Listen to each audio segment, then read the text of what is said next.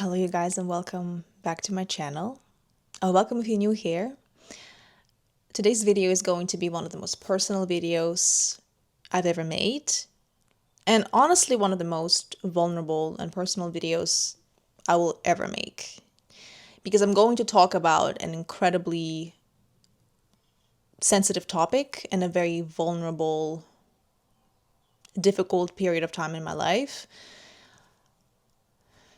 Ooh, I really struggle talking about this because it's a very sensitive issue, and I've already recorded video on this topic last year actually, and I never posted it because I just got really emotional and I really struggled to talk about it. So it just kind of was like all over the place. So it just wasn't good. I will do my best to do a better job this time around, okay? And without further ado, I would like to talk to you about my experience having an eating disorder. I want to talk about having experience with body dysmorphia, self-image, having a difficult relationship with food, with your body, with yourself, with beauty standards, with sense of worthiness, really linking your body and like how it looks and stuff like that with being worthy of love or even being worthy of self-love, which is ridiculous. And I know that for me personally, listening to other people share their experiences has been incredibly, incredibly helpful and healing. So I'm going to do the best job that I can at this very moment and talk about my experience. But beyond my experience, I want to talk about what helped me overcome the issues that I had, because luckily I did manage to do that. And the journey is non-linear, which I just want to start this video with saying that the journey is very non-linear because eating disorders are mental health issues, okay? So it's not something that you can just take a pill for and cure yourself, okay? It's a very difficult journey, okay? So please do not ever blame yourself for not having a linear journey, okay? Don't ever expect yourself to recover and heal super like consistently, and like quickly and linearly. I hope that's a word. So I took some notes. I am going to speak slower in order to make sure that I actually get all my thoughts out there. And I'll do my best to give you the best support that I can.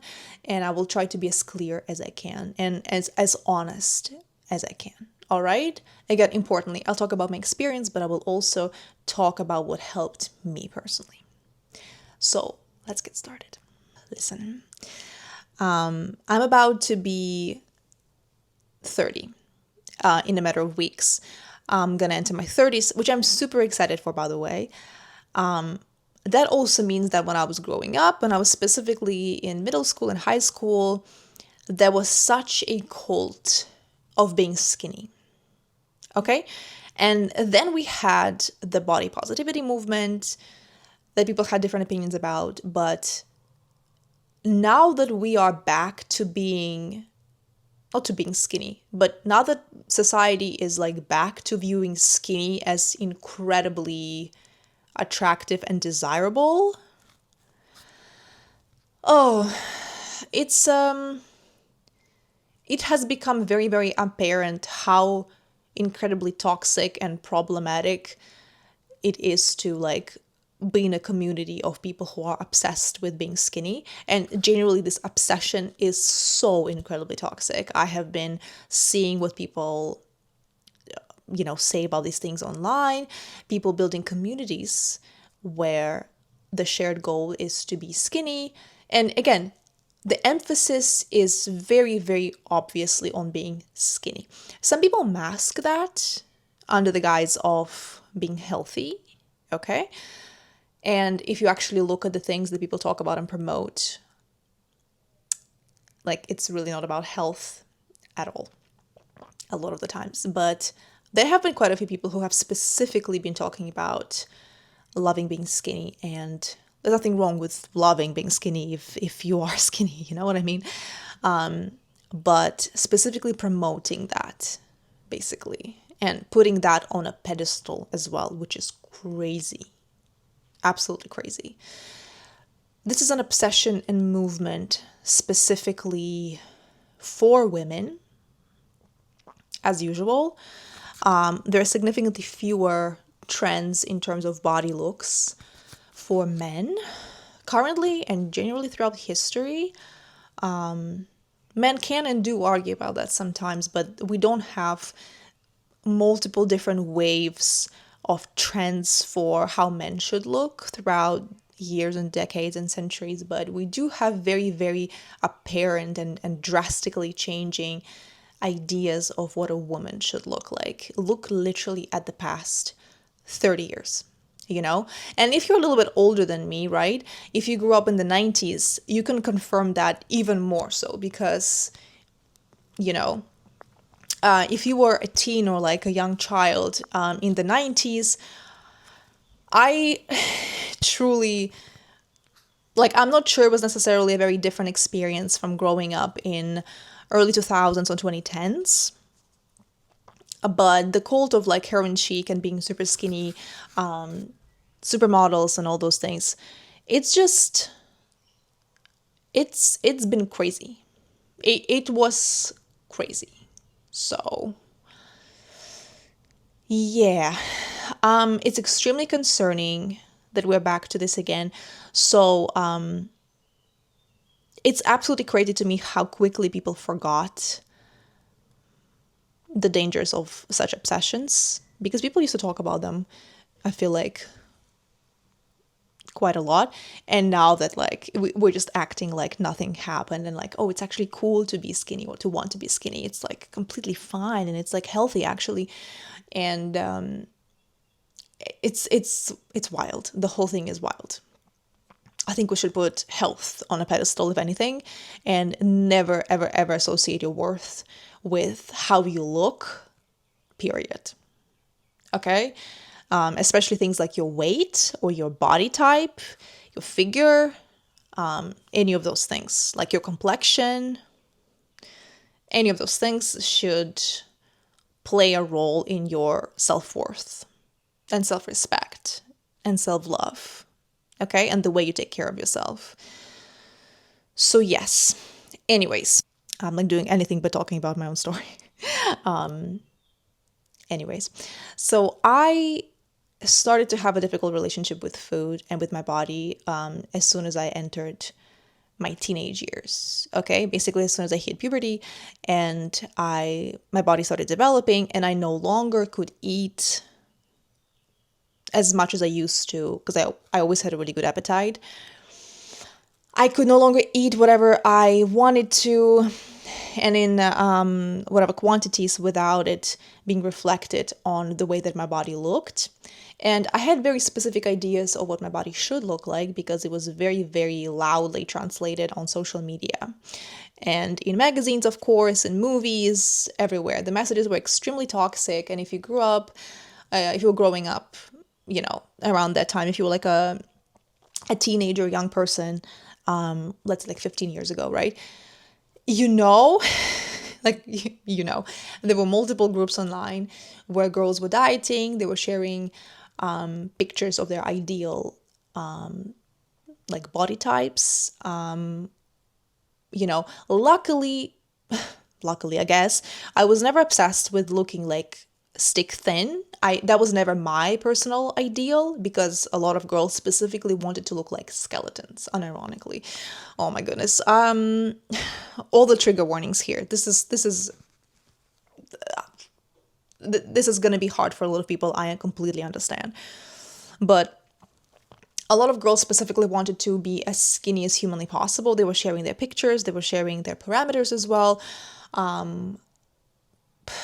And I remember as a teenage girl looking at that and being shocked, because luckily I was also very aware of the dangers of such things and how incredibly dangerous it is for your health, how you can lose your period, how incredibly difficult it can be to recover from those things.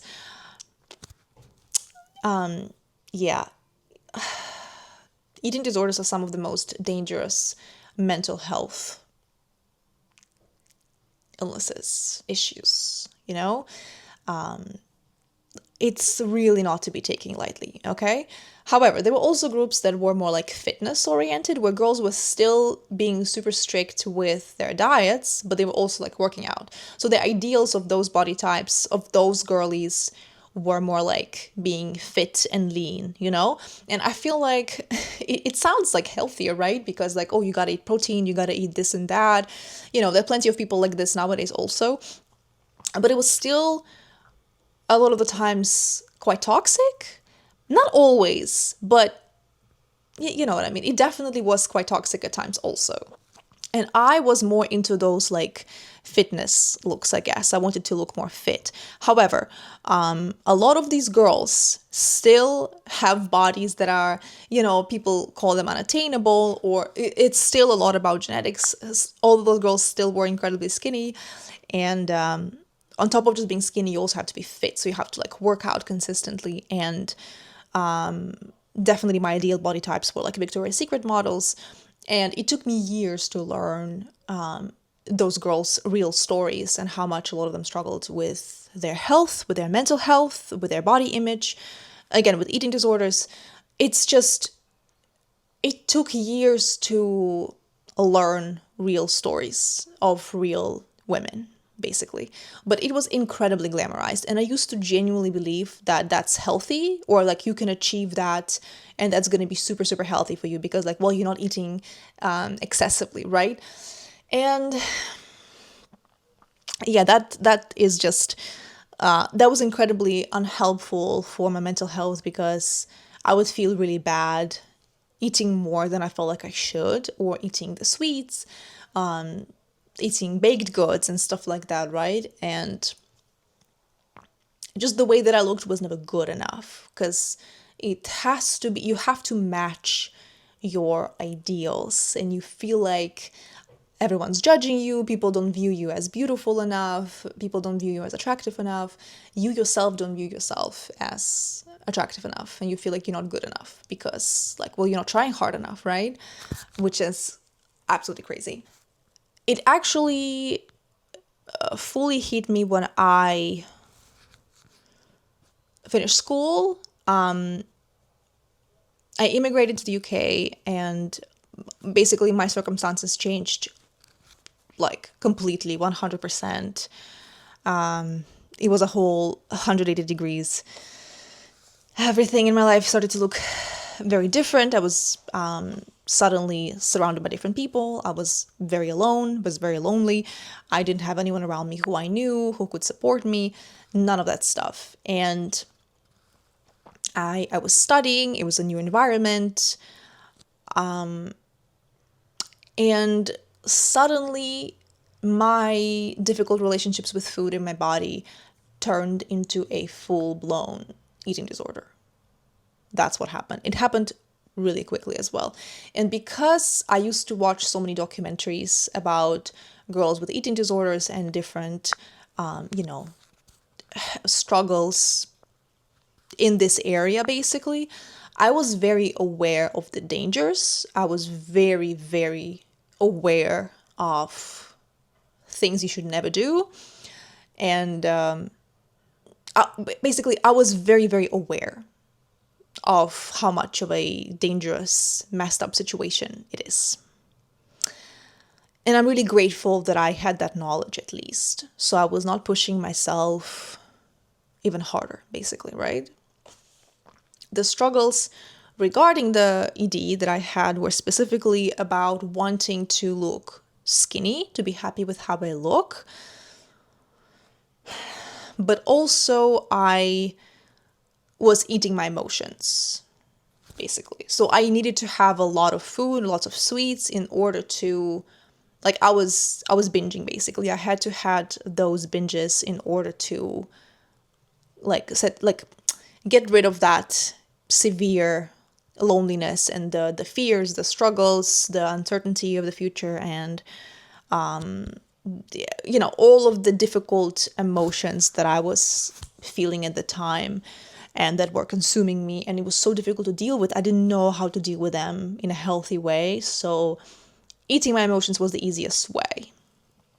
Food is one of the easiest way to comfort yourself, basically.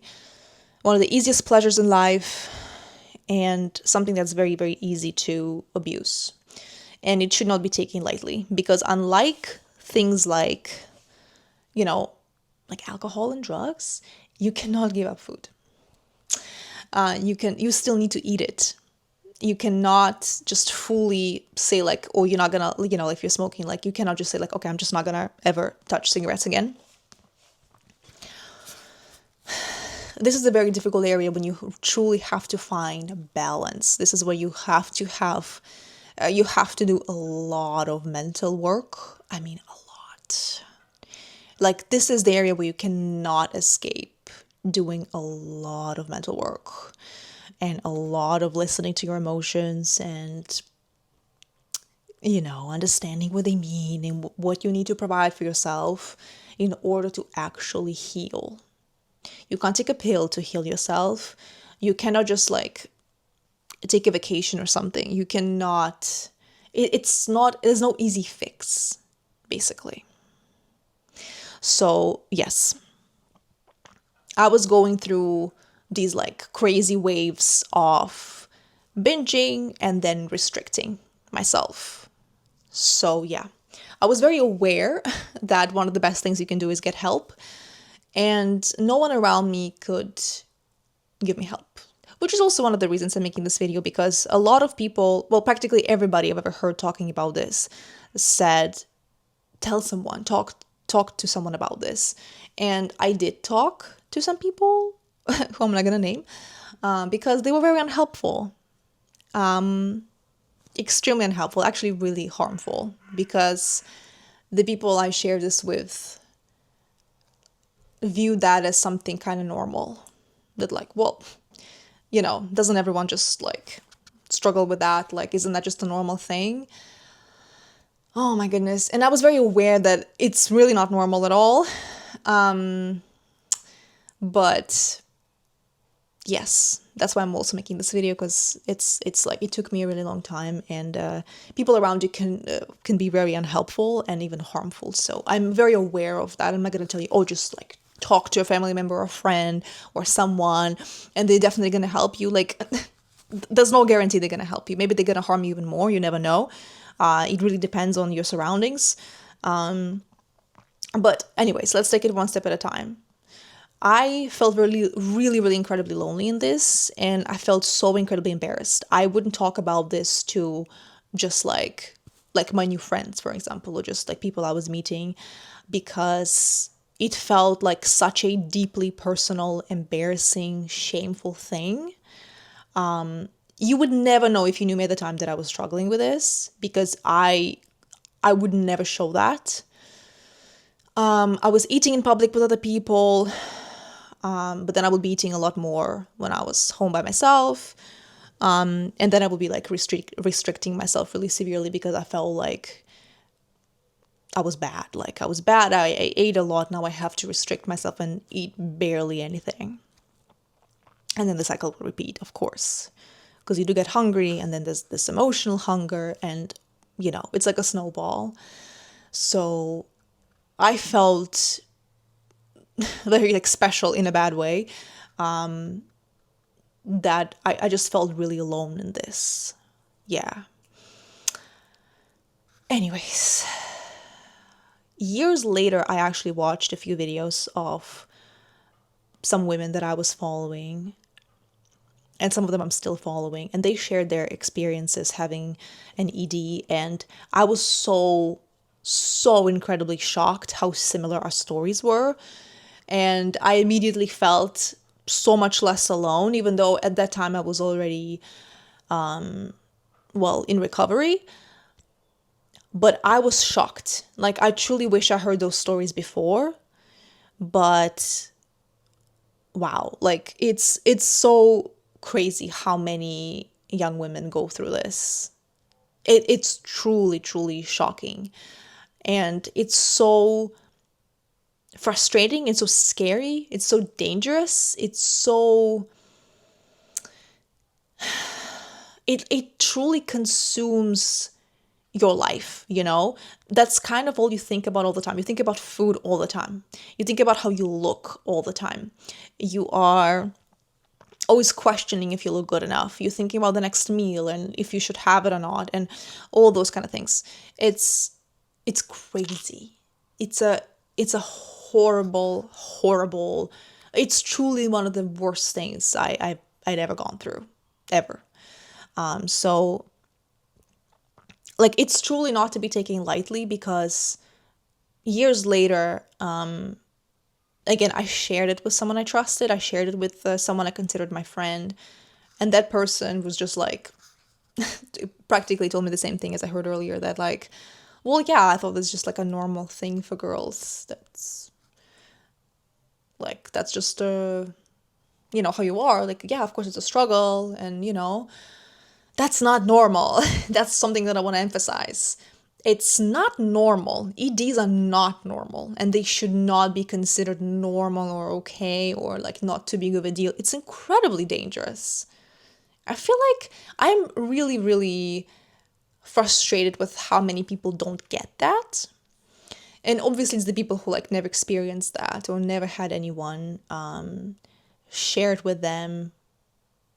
But they need to have empathy to like get that, though. People without empathy, basically. And without like experiences, like personal experiences, I guess. I don't know. Incredibly frustrating. It's definitely been the hardest in my teens, in my late teens, and I guess in my early 20s as well. That's been definitely the hardest as well. Like, I'm not gonna tell you that I am fully, fully healed. This is again, it's a mental health issue. This is something that like can come and go, and luckily I'm no longer struggling with this, but some of the features, some of the things that are associated with having an ED are still very much present every once in a while. Like, you still sometimes struggle with like your body, you struggle with, as in like your self-image, and you struggle with like with food, like a relationship with food can be difficult still sometimes. So it is a constant work, right? But there are definitely ways that you can heal yourself and you can help yourself. So now let's talk about healing. First and foremost, I just want to say that if you are in a position to get yourself professional help, you have got to do that. Okay? You have got to, if you can, you should get yourself a therapist who specializes in EDs specifically, okay? Not just a therapist, but someone who specializes in that, okay?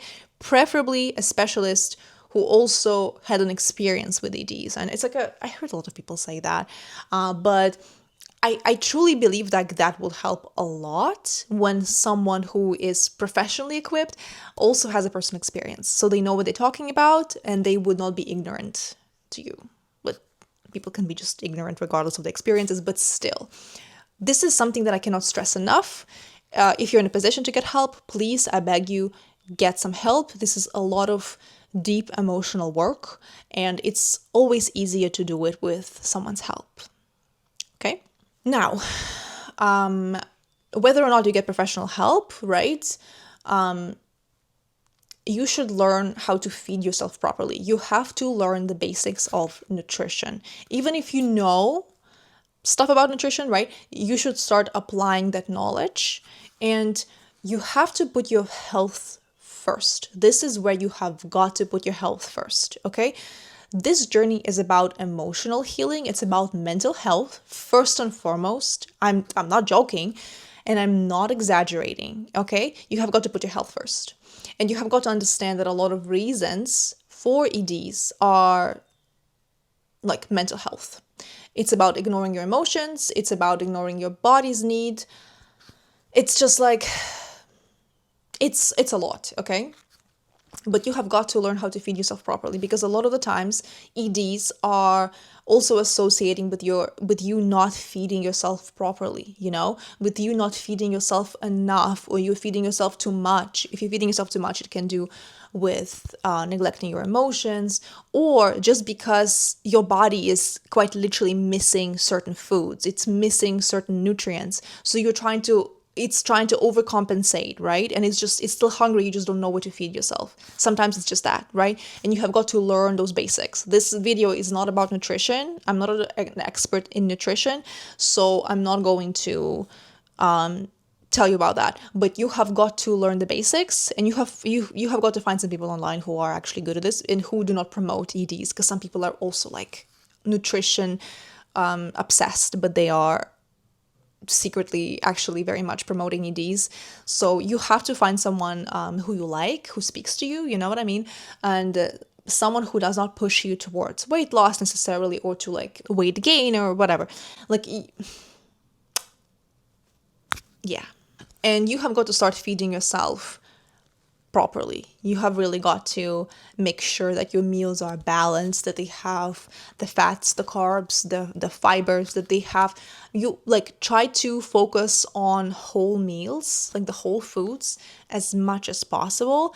That truly makes such a huge difference.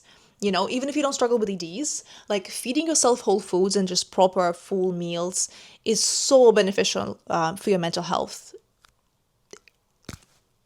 Like, I cannot stress that enough, okay? But make sure that your meals they contain a bunch of different flavors, they contain a bunch of different textures, like you have a bunch of different foods. Maybe, like, I really like when you have a meal, you have like different options, like small little plates of a bunch of different things, and you can just see what you want to have at the moment, right? Instead of just having like one plate of like one specific food. Try to include lots of different food groups in one meal. That's generally a really, really good tip, okay? Another thing is that you have got to learn to listen to your body's hunger and fullness cues, all right? And this is about mind-body connection and really getting in touch with yourself, really, really getting in touch with yourself. And for that, a lot of people with anxiety live in their heads full time, okay? And you have got to start getting out of your head and into your body and listening to your body, really feeling how you actually feel. Asking yourself every single day on a regular basis, maybe multiple times a day, how am I feeling? How am I actually feeling right now? I will try to attach a wheel of emotions, like a chart of emotions or something. So you can start naming your emotions properly if you're like lacking terminology for that, which actually, a lot of people lack terminology for that. We were not taught that. A lot of people were not taught that. So start listening to your body and understand how you're feeling in the moment and what you can do to help yourself feel better, if you need to do anything at all, right? And start to find ways other than food to make yourself feel better. Like, you can make lists of the things you can do when you're feeling bored, when you're feeling sad, when you're feeling depressed, when you're feeling frustrated, or when you're feeling happy also, like what things you can do in order to make yourself feel better instead of just eating. Okay? And I mean, like, you should have your proper meals, obviously, but if you feel frustrated or bored or something like that, you can like notice that you just go for a snack, right? What can you do to avoid that, basically? Like, what other thing you can do? Maybe you can watch some YouTube video, maybe you can like listen to some music, maybe you can dance, maybe you can call a friend, maybe you can go on a walk, maybe you can listen to a podcast, or maybe read a book, or like practice your hobby or something like that. What it is that you can do in order to actually help yourself feel better, and not to just get yourself busy. Like, that's not what I'm talking about. What you can do to feel better, not amazing and good and fabulous, but better, even just a little bit better in the moment, that does not include food.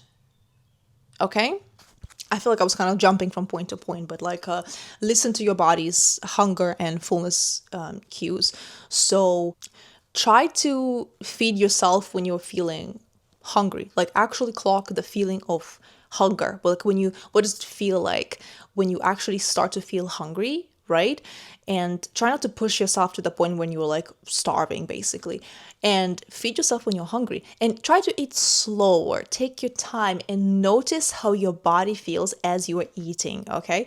And stop eating before that like fullness hits, basically. Start to notice when you just feel like, all right, like I'm feeling good now. I feel like I'm definitely not hungry anymore. I'm feeling good. And try to stop eating before you hit that like sick feeling of like fullness, like, oh, you're too full now you're overate.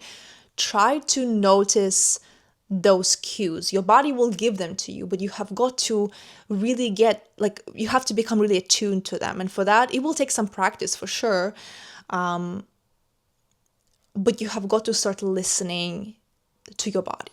Okay. And actually, like things like meditations are going to be incredibly helpful, especially meditations focused on the body. Like you can do meditations that do like body scans and stuff like that, and really practice getting into your body and feeling how you feel in your head and your neck and your chest and your shoulders, you know, like in your thighs, and your knees and your ankles and your feet, you know, like fully feel how you feel in the body, you know. That's going to be tremendously helpful to notice hunger and fullness cues, on top of just generally feeling a lot more attuned to yourself.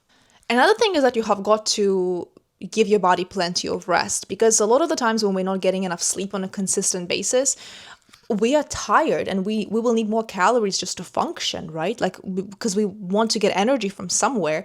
And if you don't get enough sleep on a regular basis, the only source of energy is going to be food. So you will find yourself naturally eating more than you normally would if you are not getting enough sleep and proper rest. So just on top of everything else, I think it just helps to understand reasons for why you're doing things beyond like, oh, it's healthy to have a good sleep schedule. Like, why am I talking about this all the time? That's why I'm talking about this all the time, because it has multiple benefits, and you will find yourself feeling a lot better physically and mentally, and listen to your body's cues when you are better rested. So try to get plenty of sleep. Well, every night is possible. Every night, obviously, if that's possible, but generally as much as possible. I really would like to say that it's ideal if you find some kind of way to move your body that you actually enjoy. I don't like the idea of forcing yourself into a workout routine if you absolutely hate it. You have got to find a way to move your body in a way that's healthy and the way that you enjoy, and you do not have to push yourself into, okay? Because that way it's going to be sustainable. You know, you have got to make this sustainable. And it has got to be something that you can actually do, and it won't feel like torture, and you won't feel like you like pushing through this all the time. So find a way to move your body, not to like lose weight, but in order to just move because it's healthy, you know? Again, you can go on walks, you can do dancing, for example. It's absolutely fantastic. You can get into Pilates, for example. You can try yoga.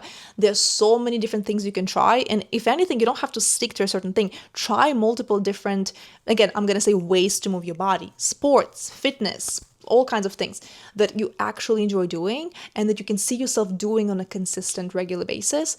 That is just going to bring a lot more balance to your body and to your physical and mental health. Stop viewing anything that as something you do for a very specific purpose. You know what I mean? I'm looking at the situation very holistically, and like fitness is not just for your body, it's also for your mental health. And if it is for your body, like when it comes to the body, it's not about weight loss Or it's not only about weight loss, because if you want to lose weight, like that's okay to want to lose weight, right? Sometimes in certain situations, that's perfectly fine. But it should never be only for that purpose, right? It should be because you want to feel better, you're going to have more energy, like maybe your skin will get clearer as well. Like fitness really helps with that as well. You're going to sleep better. It's just so many other things and benefits beyond just like weight loss, okay? And probably the last thing I'm going to mention for today is doing a lot of work on your mental health specifically and working with your emotions. Like I always say, I'm going to attach a link to a playlist a playlist of videos where I talk about dealing with your emotions in healthy and ecological ways. Please check it out. I talk about multiple different emotions, how to deal with them in a healthy way, and start listening to your emotions, start recording them, start journaling maybe, right? Start meditating, start getting into your body and start actually honoring your emotions and how you feel, and start dealing with them in a healthy way, okay? You cannot always suppress your anger. You cannot suppress your sadness all the time. You cannot suppress your emotions and feelings all the time. You have got to express them, okay? And you have got to find healthy ways to do that. I'm not going to go into detail about all these things in this video because like I said, I talked about this in great detail in a bunch of other videos, which again, I will link in the description box. Please check them out. And I will keep talking about this in the future, of course. But this work is going to be, well, listen, it's not going to be easy probably, right? But it is going to be incredibly life-changing. Incredibly life-changing. You have got to start listening to your emotions and dealing with them. You cannot just like let them pile up, because they will still be in your body, and it will just manifest in some other ways. It will make you hungrier, it will make you feel more frustrated over time. You have got to start listening and honoring, listening to your body and honoring your body, and emotions play a huge role in that, honestly. Okay, one final thing. I thought that emotions is going to be the last thing, but actually no, one more thing. I strongly recommend you find something to do in your life that truly sparks joy, and do something that you're truly passionate about. It can be work, it can be some kind of passion project, or some kind of hobby, or multiple hobbies, right? Make sure that you have something in your life that truly makes you happy, that excites you, that you can actually do on a regular basis. Not necessarily every day, but, on a regular basis in any kind of way. But make sure that you get positive emotions from something other than food. Okay. And you have the power to do that. You have the power to make those habits and like include those things into your life, into your routine. So please think about the things that you truly, truly enjoy. I strongly recommend making lists as well, because like when you are in a moment of crisis, when you are really, really struggling in the moment, it can get really, really difficult. Like you will forget the movies you love and like music you love and the things that bring you joy. Like it's just going to get out of your head. Please make lists, okay? When you are like in a good mood, in a neutral state, make lists. You can just title that a toolbox, right? Things that you can do, things you can practice when you are fill the blank, when you're feeling bored, when you're feeling anxious, when you're feeling sad or depressed or something. What things you can do to make yourself feel better. Please prioritize that. Better, not amazing and fabulous again, but even just a little bit better. That's going to be fundamental. Don't expect yourself to feel phenomenal and then like blame yourself for not doing a good enough job.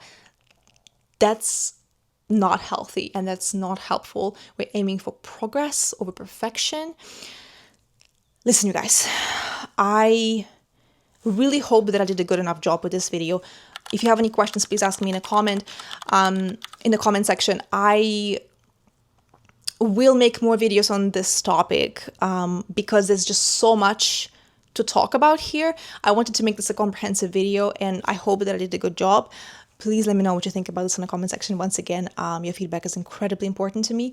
I really hope this video was helpful and insightful, and even if I could help one person, I did a good job. So Thank you so very much for watching this video and for listening to me. Please like this video and share it with someone who you think could benefit from this. And please subscribe to my channel. It will be incredibly helpful and supportive. I will be really grateful for that. And thank you very much, you guys. I wish you all the best. And I will see you in the next one.